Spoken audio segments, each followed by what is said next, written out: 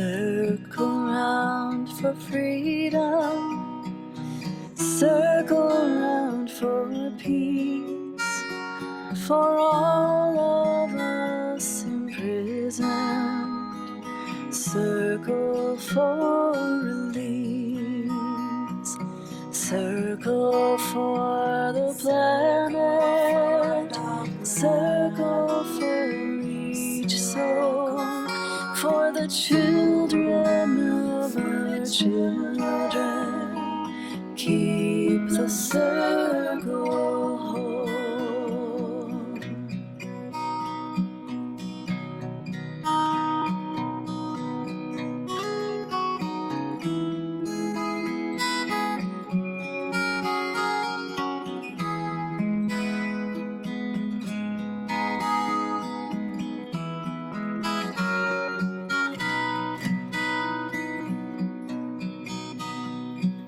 Circle round for freedom, circle round for peace, for all of us imprisoned, circle for release, circle for the planet, circle for each soul, for the children of our children.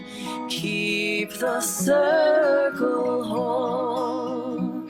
Circle round for freedom, circle round for peace, for all of us imprisoned, circle for release, circle for the planet, circle for each soul, for the children of other children.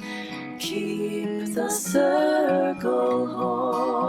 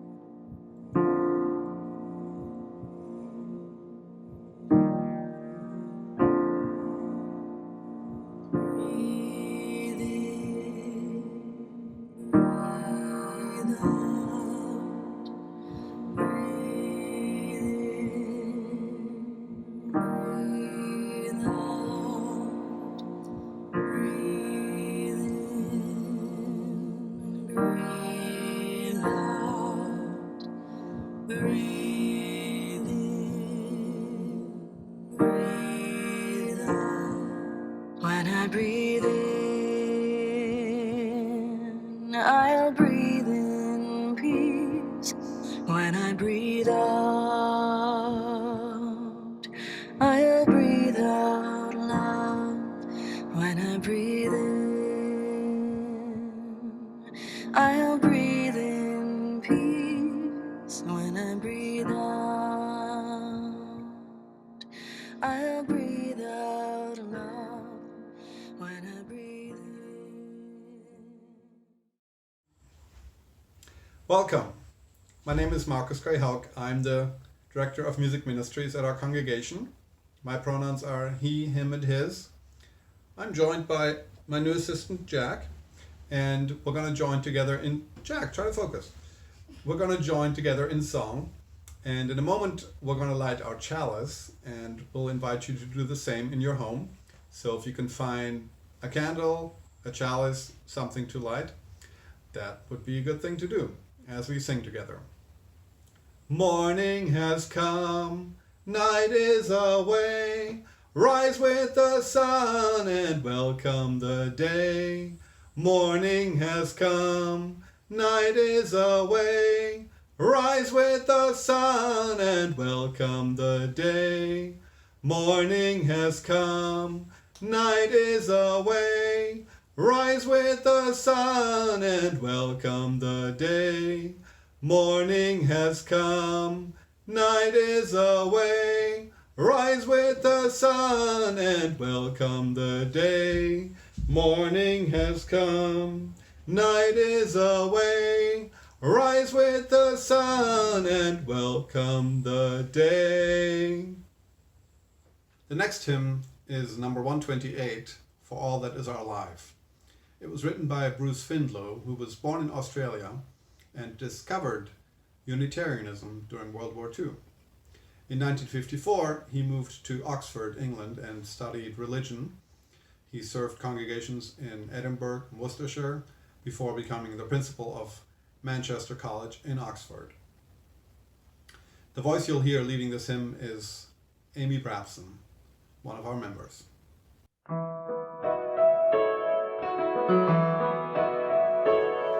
For all that is our life, we sing our thanks and praise. For all life is a gift, which we are called to use to build the common good and make our own days glad. For needs which others serve, for services we give, for work and its reward, for hours of rest and love, we come with praise and thanks and make our own days glad. For sorrow we must bear, for failures, pain and loss, for each new thing we learn, for fearful hours that pass, we come with praise and thanks and make our own days glad. For all that is our life, we sing our thanks and praise. For all life is a gift, which we are called to use to build the common good and make our own days glad.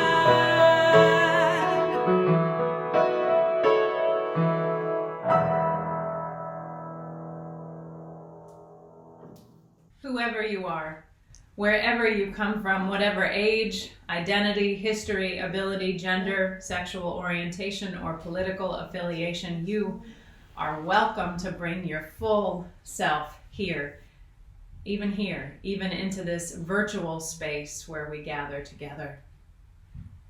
Grounded in faith, we come together to nurture the spirit, inspire hope, and bring into being a more just and loving world.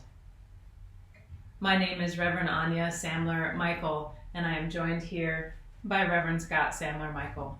You are finding us in our dining room, and it is still a dining room, but it's also a place of worship, a place where we can gather, hopefully, and even be fed. If you are joining us at 9:30, please continue with us for a virtual connection cafe beginning at 10:30 a.m. Check your email and your Realm announcements for the Zoom link. If you're at all like me, like us, you are moving through stages of grief. There are moments when I feel complete denial, and others where I am held by acceptance. There are flashes of a deep anger and wells of an overwhelming sadness. No matter what you're feeling, know you are not alone. Take care of yourself, take care of your family, take care of your friends, take care of your community. We will get through this together. It's time to light our chalice, a beacon to guide us through these troubling times.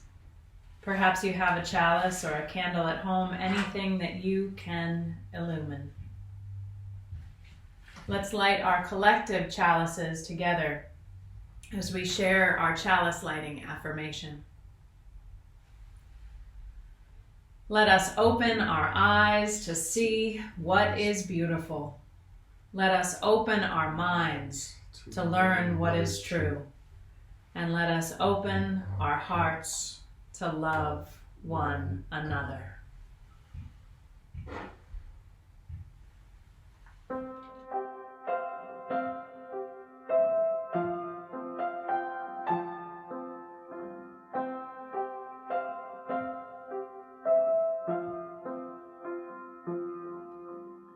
When I am frightened, will you reassure me?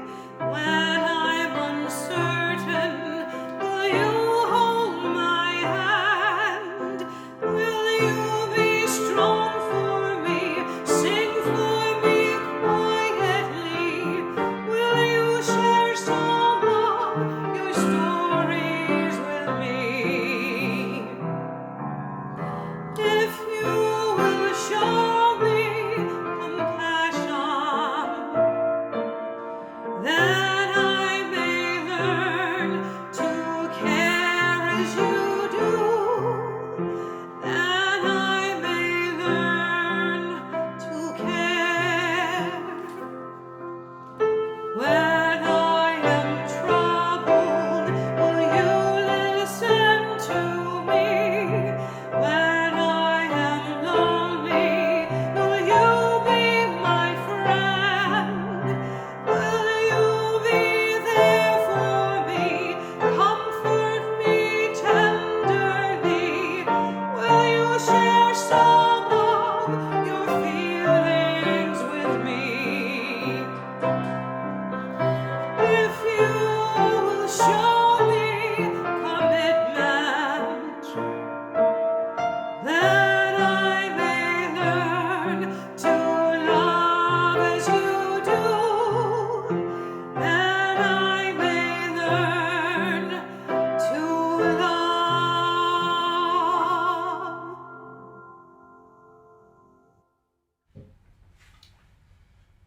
We enter into this space of depth each as we're called. Some finding a soft meditation, a deep reflection, an ardent prayer. Each as we are called, yet mystically all together.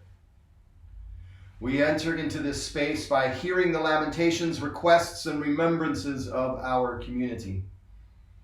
Let us hear one another to heal one another. First, for Loretta Freeman, who sadly died this past Tuesday evening. Loretta was one of the sweetest people you could ever meet. She did much with her 97 years on this earth. We look forward to celebrating her life together at the appropriate time.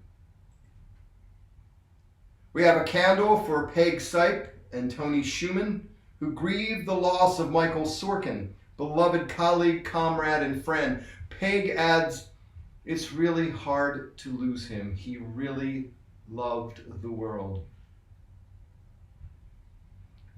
We light a candle also for Oracle Sky, whose daughter Isis and son-in-law Chris, along with their 2 children, are stuck in Peru amidst this pandemic, unable to return home.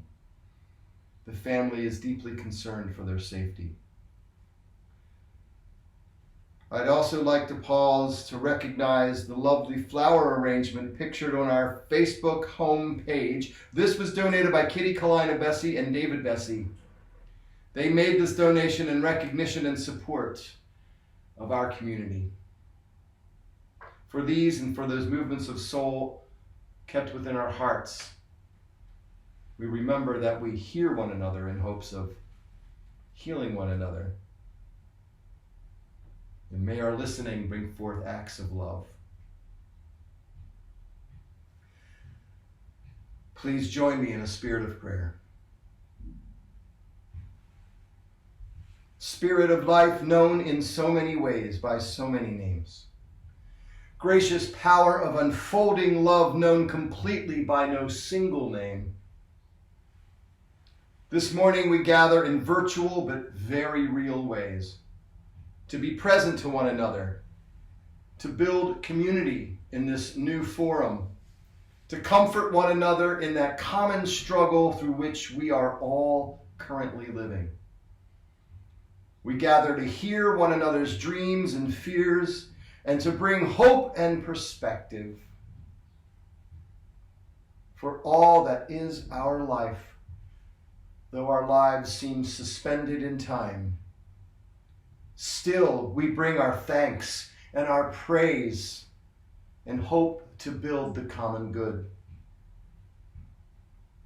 My colleague Wayne Arneson shares this: take courage, friends. The way is often hard, the path is never clear, and the stakes are very high. But take courage. For deep down there is another truth. You are not alone. No matter what you are feeling, please know that you can go on. That you have deep wells of strength that you may never have imagined possible. I pray that you become filled with that strength, enough for yourselves and for those around you. And as we have this enforced pause to our daily routines, we cannot help but notice that life on earth goes on. The spring season is now upon us. So let us welcome the life-giving rain that will shower on us and bring new life to the earth. May we keep in our hearts those on the front lines of this pandemic. Let us keep in mind all those who will suffer disproportionately during this crisis. And let us deepen our prayers into this silence.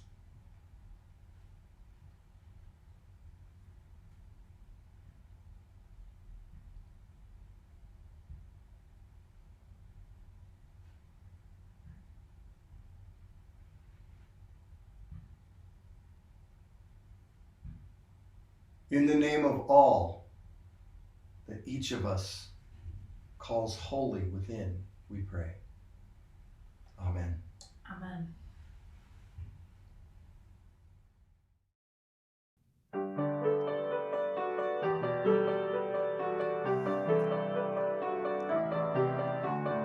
When I was a child, I'd run and hide at the smallest hint of rain. A sliver of gray in the clouds, I'd be under a chair. The thunder would crash and the lightning would flash, and I'd cry at the sight of it all, curled up in a ball neath the wall of the curliest hair. And I'd stay there for hours, so afraid of the anger I saw in the sky, till my mother would come and dry up all the rain that I'd cry. She'd say, don't be afraid of the power of life.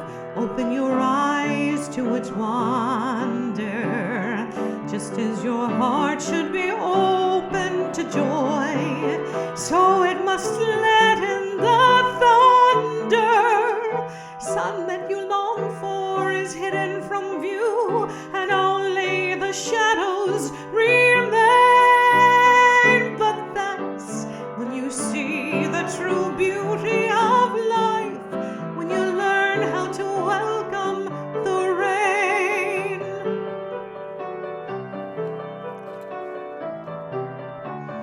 Time passes on, I'm no longer a child, and I've learned a thing or two. I've learned there are wounds that a mother cannot kiss away. Though I find I still like to hide, I have learned that her lesson is true. If pain comes with love, then the pain is a small price to pay. We all put up umbrellas to protect us from torrents of feelings that pour. But shouldn't we remind ourselves what feelings are for? Oh, don't be afraid of the power of life. Marvel as heavens reveal it. Untie the ribbon and open the gift. Thanks stormy stars, you can feel it. Open your ears to the music of life while there's time to repeat the refrain. If you yearn to embrace all the passion in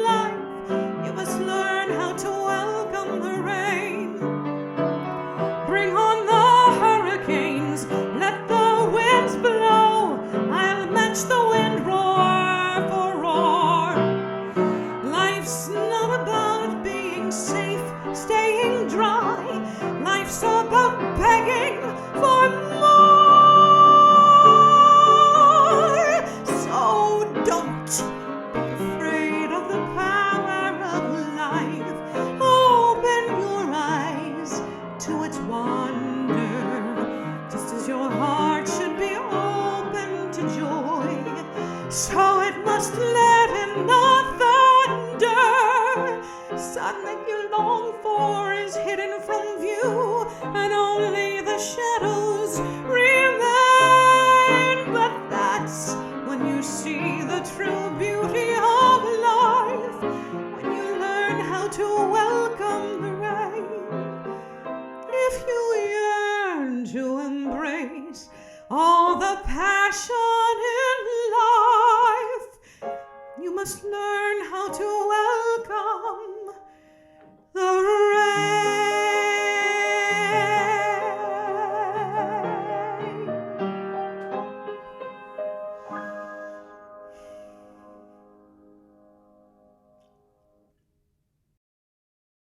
Welcome the rain. Welcome the rain. A call to be present in the moment, to the feelings, to the truth, whatever moment, no matter how chilling and how hard, no matter how fast our heart is beating, no matter how much we want to jump back or jump ahead, to be present, to welcome the rain. A challenge at any time, but a challenge for these days, especially days when the news in other parts of the world unfolds like a map to tell us where we will be tomorrow. A challenge when social isolation means that presence is presence to oneself in an immediate and pervading manner. Presence to oneself can be so terribly hard. A challenge of the spirit of the whole person, of the whole community, to be certain. I feel this challenge. And when I am most challenged, I rely on metaphor and on story. Metaphor and story help me to enter my challenge from a side door, see things from a new angle. The story I want to share with us today comes from China, but is known throughout much of the East Asian world. The version that I know is called Confrontation, and it's collected in a book called 100 Wisdom Stories from Around the World. Confrontation. The country was at war. The people were terrified. They had fled to the hills in the face of the advancing enemy troops. By the time the army arrived, the place was deserted. So the fierce-looking barbarian of a general called his troops together. "Where is everyone gone?" he demanded, raging. "Is no one left to pay tribute? No citizens that can be forced into slavery? No one to terrorize and no treasure to plunder?" The general's rage knew no bounds. "As far as we can discover," said one of the general's minions, "the only living person here for miles around is an old holy person living in an hermitage just outside the village." Without any more ado, the general marched to the hermitage, determined to see the Holy One. After a search, he found the hermit quietly meditating. The general was furious that the holy man refused to acknowledge him as conqueror. He shouted at the holy man, "Don't you know who I am? You are looking at the man who could strike you dead without batting an eyelid." The holy man raised his eyes and fixed his gaze steadily on the raging commander. "Don't you know that you are looking at a man who can be struck dead without batting an eyelid?" For a moment, the general was speechless. fixed by the cool gaze of the holy man. Then he bowed low, called his troops together, and left the village without doing any more damage.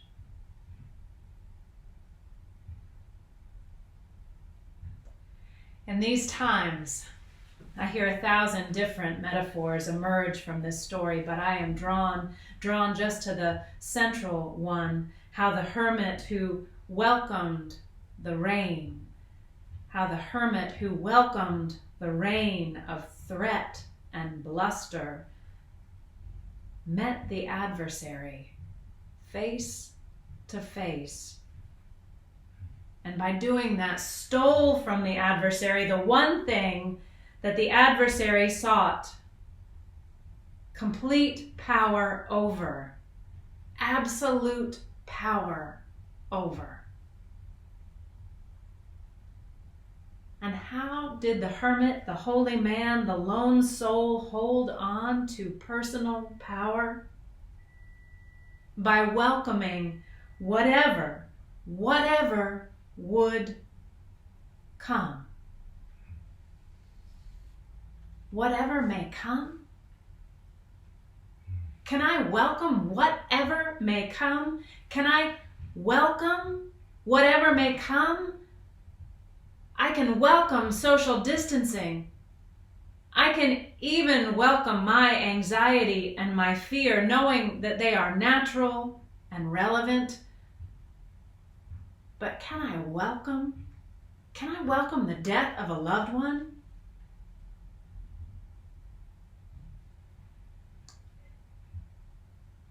To that, I am not resigned. Edna St. Vincent Millay said this. She said, "I am not resigned," in a bereavement poem. Down, down, down into the darkness of the grave, gently they go, the beautiful, the tender, the kind, quietly they go, the intelligent, the witty, the brave. I know, but I do not approve. And I am not resigned. I am not resigned, and I do not approve. But I do, and I must bear witness. I must be present to the rain. Welcoming the rain is not celebrating the rain, but letting it touch me.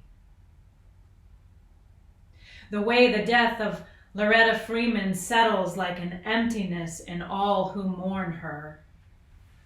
The way friends and family who are sick voice their fear. The way we share the truth of our anxiousness, our worries, our sadness whenever we gather online. I will challenge myself to be present to the rain, as I know that you are challenging yourselves to be present like the hermit, like the Holy One was present to the general, not resigned to the terror, but capable of looking at it, at the threat right between the eyes. That is how we win some of our power back, with our presence, not resigned, but holding steady. Because when we give our presence, we can see clearly both what the threat can take from us and what it cannot. What it cannot ever take. And one thing it cannot take is this moment right now, and you and us, and the love that I feel, and the blessing that I experience every time I breathe in and breathe out, and every time you smile, the blessing I experience every time you smile, regardless. And speaking of smiles, my dear one, My dear ones, we need them. And a member of our congregation, Nancy Silverman, sent us one that we can share. And Nancy told me this story. She bought this ball for her kids 18 years ago. It cost $5 at the dollar store. The kids played with her. And yes, they called the ball her. Her because, as Nancy says, she's family now. The kids played with her for years and they never had to blow her up ever. She blew down the street several times and went missing for several days, yet each time a neighbor brought her back. And then a few days back in their house after her run, Nancy thought of her, this ball, and rummaged through her family's garage and was so thankful that she was still there. And Nancy adds, she's a little mushier, but aren't we all? So thankful that she was there. So thankful that she was still there, as I am so thankful that you are still here, as I am so thankful that whatever the joys are that we are missing, so thankful that they will, I believe, return a little mushier perhaps. But they will, in a time to come. After the rain, after the storm. Amen.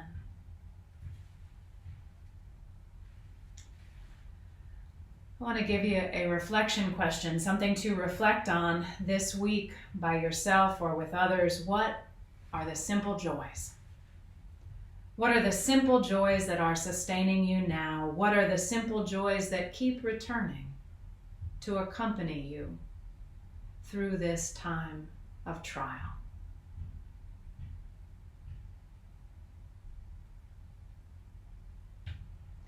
We're going to sing together. Our hymn is, I Know I Can. I know I can go on.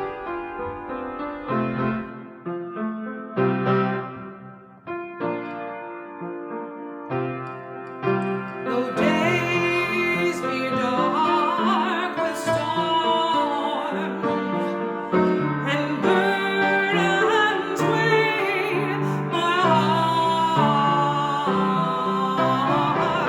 though troubles wait at every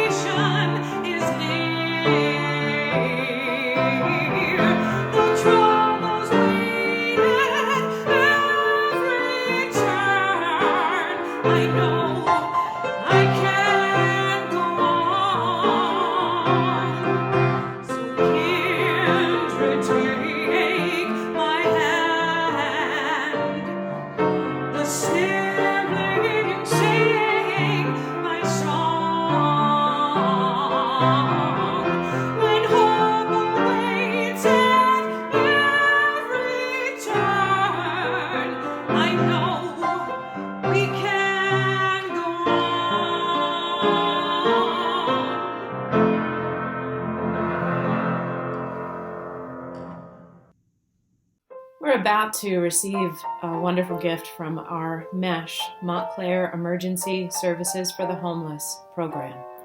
They've been doing great work to keep their service to the homeless going. This is a video they put together, an invitation for us to contribute. Hey everybody, this is Catherine Council. I am a member here and also a frequent volunteer and helper at MESH. And just wanted to tell you that we are still, forging ahead with our service here. And we're doing things differently because everybody's doing it differently now. We cook separately when we can, keep our volunteer numbers low to maintain social distancing, continue to practice good hygiene as always, and now wear fabulous masks, made and delivered by our own Christine Grasso. We are now packaging and delivering our meals along with hot coffee and tea to our guests at the Salvation Army. We miss offering the comfort and dignity that comes with a sit-down meal and are saddened to see our guests struggle to find a place to eat, use the restrooms, socialize, and rest. But we're all doing the best we can, and our food continues to be a source of comfort for those whose struggle is hard to fathom. Your donations help us continue to connect with and serve those most in need throughout this uncertain time. We couldn't do it without you, and even though we are apart, we know you are together with us. It's beautiful to be able to peer in behind the scenes and see what's going on Wednesday evenings every week at our congregation. Great thanks to Catherine Council, one of our MESH leaders, who created the video for us. Please, if you are able, give to our MESH ministry. There are 2 different ways to give. You can go to our congregation's website and from the home page, press the donate button and navigate through the pages to be able to give directly to MESH. Or you can text to give. Text to 73256 and then enter UUCM MESH and your dollar amount. After you enter your information, just be sure to click process. It's easy to give, even now, even in this virtual space. All of your gifts are worthy, and they are all received with joy.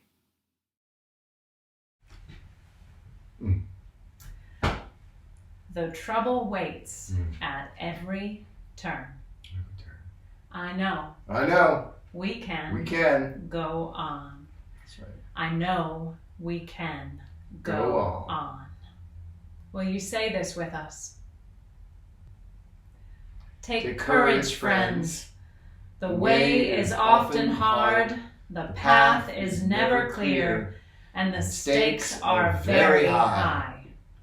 Take courage, for deep down there is another truth. You are not alone. Until we meet again, virtually or otherwise, you are in our hearts.